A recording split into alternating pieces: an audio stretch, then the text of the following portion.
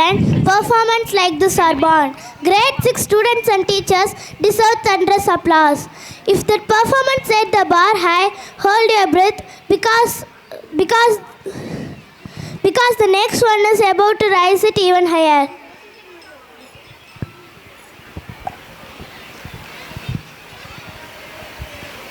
என்ன பவிலேஷ், இன்னைக்கு பர்கர் தானா?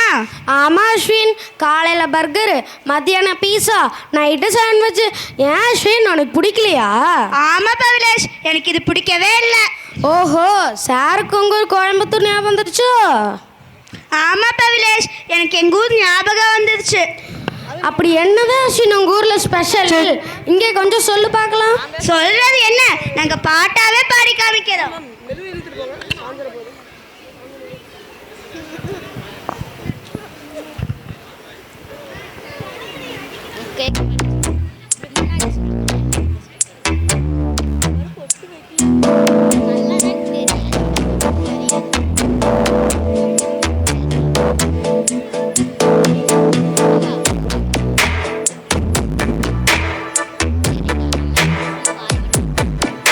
இந்த பொறப்பு தான் நல்லா ருசிச்சு சாப்பிட கிடைச்சது. அதை நினைச்சுதான் மனம் உலகம் முழுவதும் பறக்குது.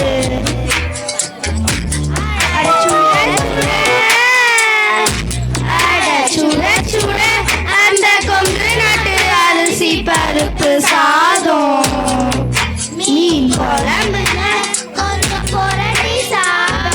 எச்சிலூறுது உள்ளுக்குள்ள. இந்த பொறப்பு தான், இந்த பொறப்பு தான் நல்லா ருசிச்சு சாப்பிட கிடைச்சது.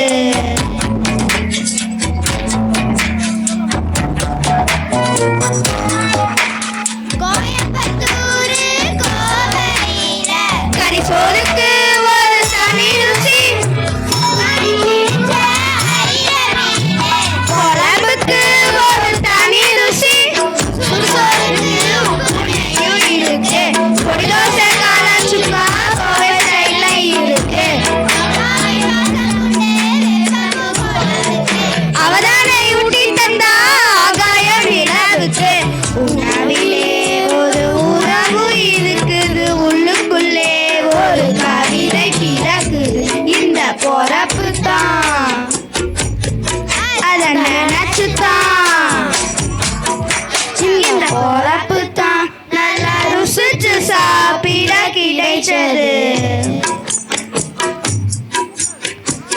கத்திரி வெயில் கொதிக்கும் போது கம்மங்கூழ குடிக்கணும்.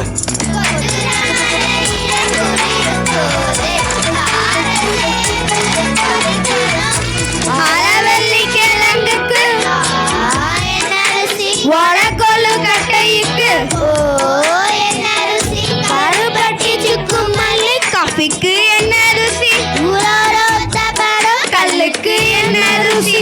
பூமிக்கும் அந்த வானுக்கும் இடையில ஒவ்வொரு சுவையும் மனசு லயிச்சது. இந்த பொறப்பு தான், இந்த பொறப்பு தான் நல்லா ருசிச்சு சாப்பிட கிடைச்சது.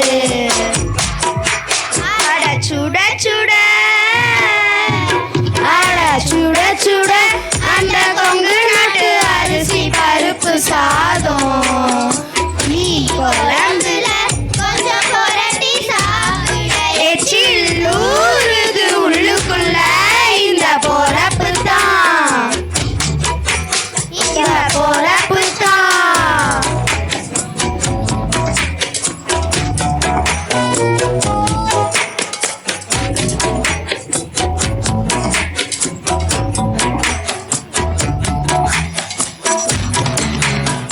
எச்சி ஊதுச்சா?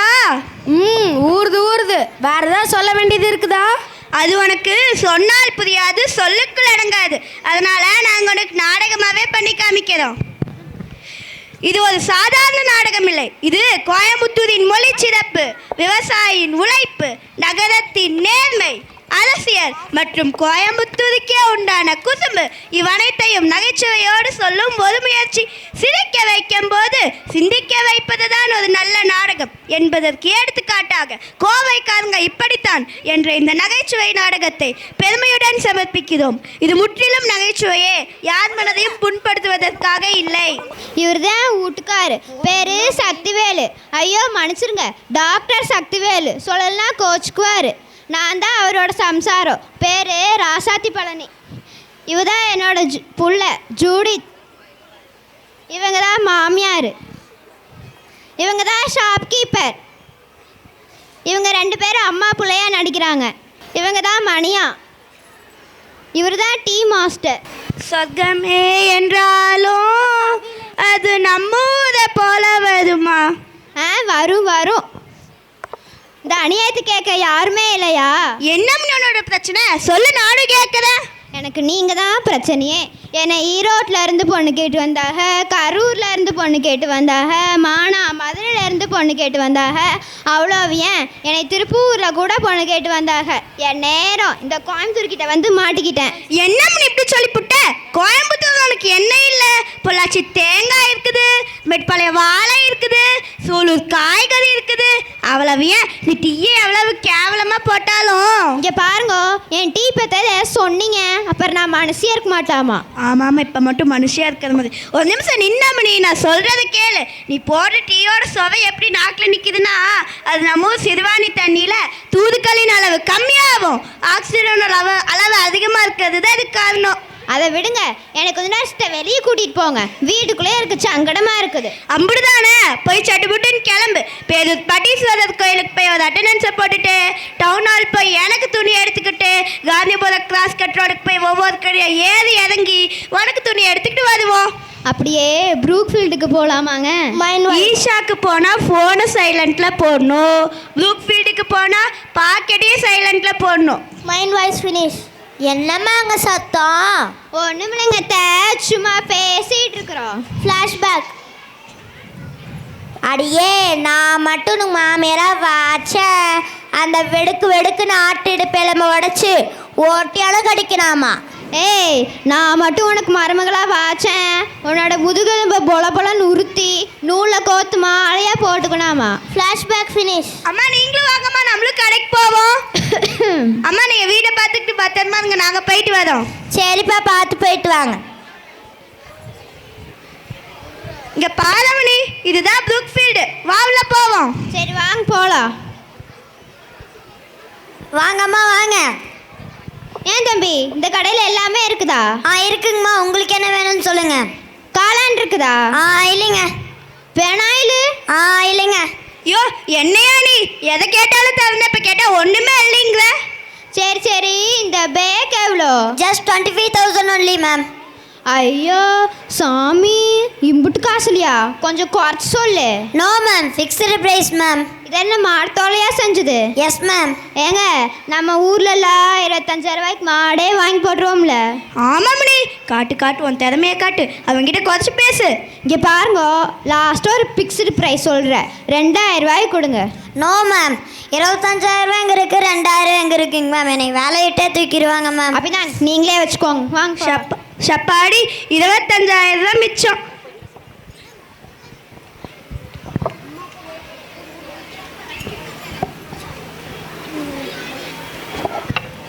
அம்மா இந்தடங்கம்மா, நான் படிச்சிடுங்கம்மா. சரி புள்ள, கொண்டா கேள்வி கேட்குறேன். இந்தியாவோட தேசிய மலர் எது? தாமரை பூக்கும் தண்ணிக்கும் என்னைக்கும் சண்டே வந்ததில்ல. இந்தியாவோட தேசிய விலங்கு எது? புலி உருமுது, இடி இடிக்குது. இந்தியாவோட தேசிய பழம் எது? மாம்பழம், மல்கோவா மாம்பழம், சேலத்து மாம்பழம். உங்கள் அம்மாவுக்கு புருஷ பார்த்ததுன்னு தெரியுமா புள்ள? தெரியாதுங்கம்மா, பாடுங்க. எப்போ? நான் அடிச்சா தாங்க மாட்டேன், 4 மாதம் தூங்க மாட்டேன், மோதி பார்த்தா வீடு போய் சேர மாட்டேன். ஆமாங்கம்மா, நீங்கள் அடிச்சா தாங்க மாட்டீங்கன்னு அப்பா மூச்சு பார்த்தாலே தெரியுதுங்கம்மா.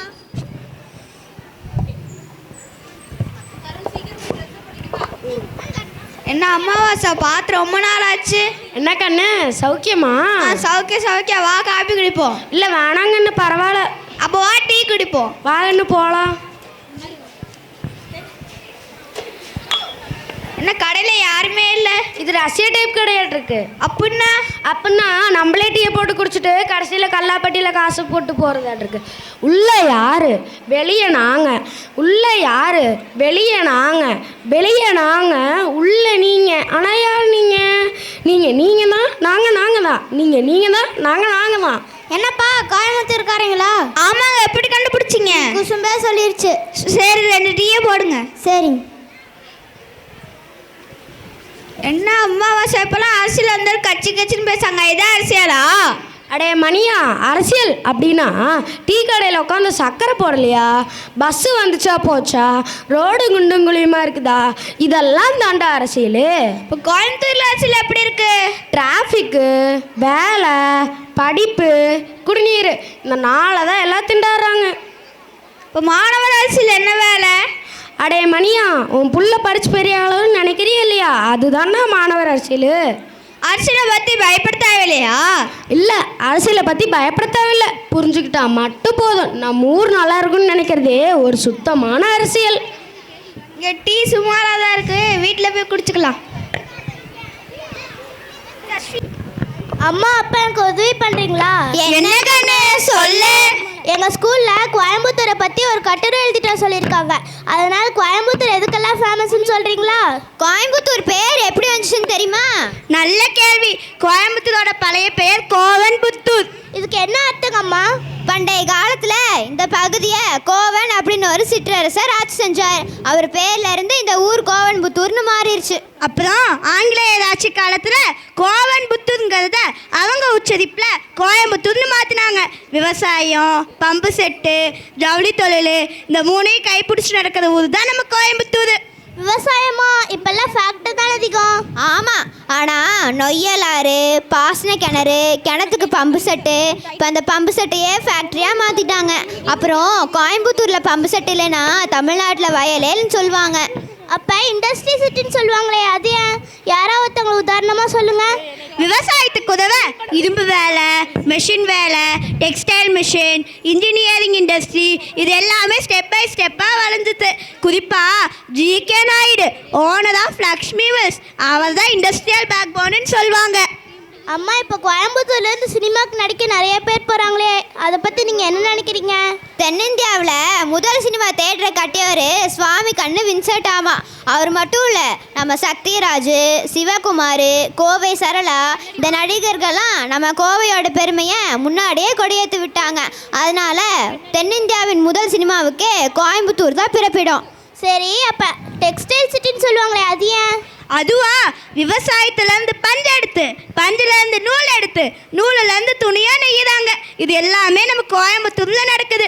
அதனால தான் நம்ம கோயம்புத்தூரை மான்செஸ்டர் ஆஃப் சவுத் இந்தியான்னு சொல்லுவாங்க.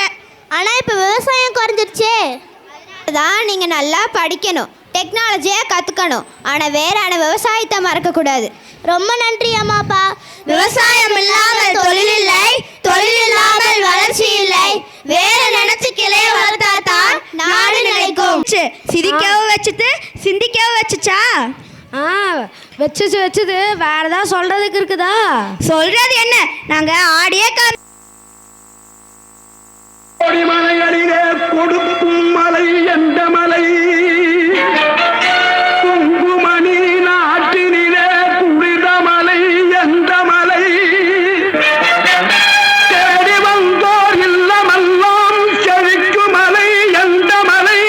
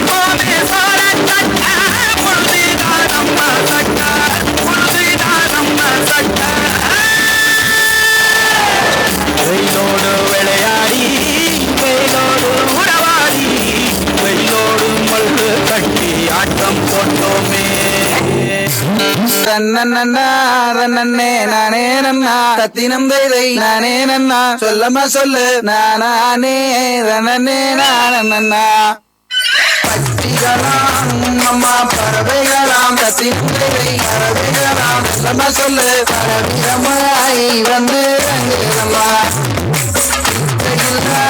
ரெண்டு மணிப்புறவா தத்தினம் தை மணிப்புறவா சொல்லம்மா சொல்லு இந்த முறை கவர செய்யுதம்மா மாடப்புற மயிலினங்கள் தத்தினம் தை மயிலினங்கள் சொல்லம்மா சொல்லு பாட்டை விட்டு வந்து ரங்குதம்மா மண்ணாட்டு அந்த பறவையெல்லாம் தத்தினம் தை பறவையெல்லாம் சொல்லம்மா சொல்லு பின்மாங்கு இறந்து பாடுதம்மா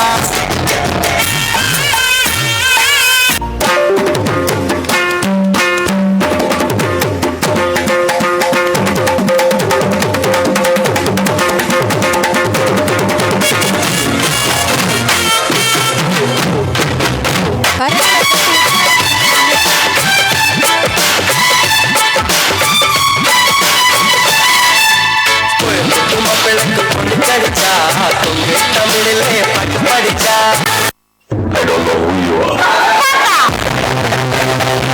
Where you are. I'm coming for you.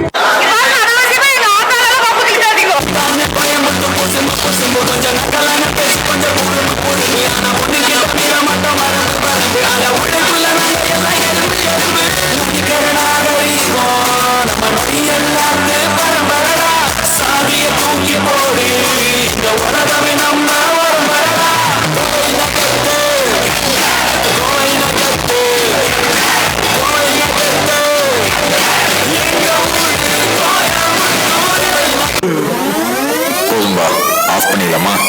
எப்படி ஆஃப் பண்ண போற? ஏய் ரசா நவுறா இப்ப பாறா.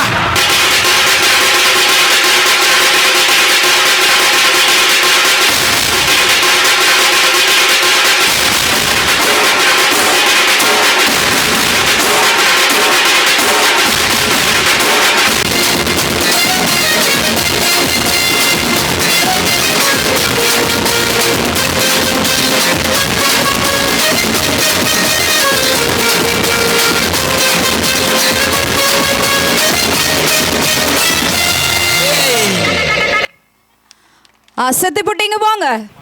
அஸ்வின் இனிமே உங்க ஊருக்கு போகும்போது என்னையே கூப்பிட்டு போறியா? சரி பவிலேஷ், கண்டிப்பா அடுத்த தடவை நான் எங்க ஊருக்கு போகையில உன்னைய கூட்டிட்டு போறேன். ரொம்ப நன்றிங்க. எப்படி இருந்து எங்க குசும்பு போயிட்டு வராங்க. ரொம்ப நல்லா இருந்துச்சுங்க.